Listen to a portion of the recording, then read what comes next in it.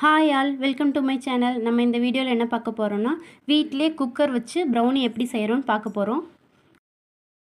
Amul dark chocolate வந்து 150 grams plus butter வந்து 100 grams எடுத்திருக்கேன். டபுள் பாயிலிங் மெத்தடில் ஃபஸ்ட்டு அதை ரெண்டையும் மெல்ட் பண்ணிக்கணும். இந்த கன்சிஸ்டன்சி ஓகே தான். நெக்ஸ்ட்டு வந்து 2 முட்டையை நல்லா பீட் பண்ணி வச்சுக்கோங்க, பீட்டர் வச்சு.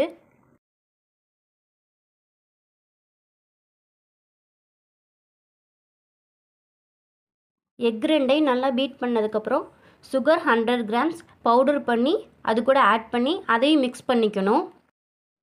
கட்டிகள் இல்லாமல் நல்லா மிக்ஸ் பண்ணிக்கோங்க. பீட்டர் வச்சே நல்லா மிக்ஸ் பண்ணிக்கலாம்.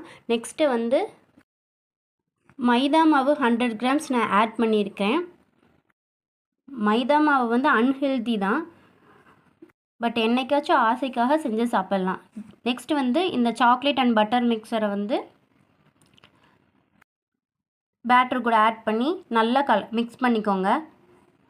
ஒரு பாத்திரத்தில் பட்டரை நல்லா ஃபுல்லாக அப்ளை பண்ணிக்கணும். ப்ரௌனி வந்து அந்த பாத்திரத்தில் ஒட்டாமல் வர்றதுக்காக ஃபுல்லாக அப்ளை பண்ணிக்கணும். தென் இந்த ரெடி பண்ணி வச்சுருக்கிற பேட்டரை வந்து அந்த பாத்திரத்தில் ட்ரான்ஸ்ஃபர் பண்ணிக்கலாம்.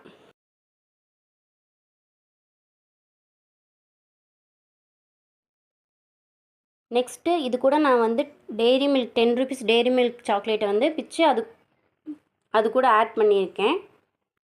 ஒரு டூத் பிக்கரை வச்சு உள்ளே அதை வந்து தள்ளி விட்டுட்டு மேலே அந்த பேட்டரை வந்து ரெடி பண்ணிக்கலாம், சரிசமமாக பண்ணிக்கலாம். நெக்ஸ்ட்டு வந்து நம்மக்கிட்ட என்ன நட்ஸ் இருக்கோ, முந்திரி, பாதாம், இந்த மாதிரி எந்த நட்ஸ் இருந்தாலும் ஆட் பண்ணுறதுனா நம்ம அது மேலே ஆட் பண்ணிக்கலாம்.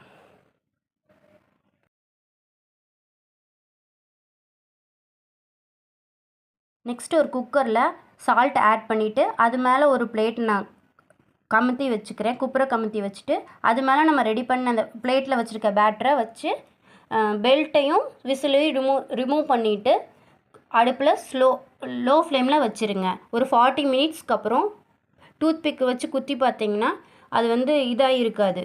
அது மேலே ஒட்டாமல் வந்துச்சுன்னா நம்ம ப்ரௌனி ரெடி ஆயிரும். கிரிங்கிள் டாப்போட சூப்பராக ரெடி ஆயிரும். கடையில் வாங்கி சாப்பிட்ற சேம் டேஸ்ட் இதுலேயும் இருக்குது.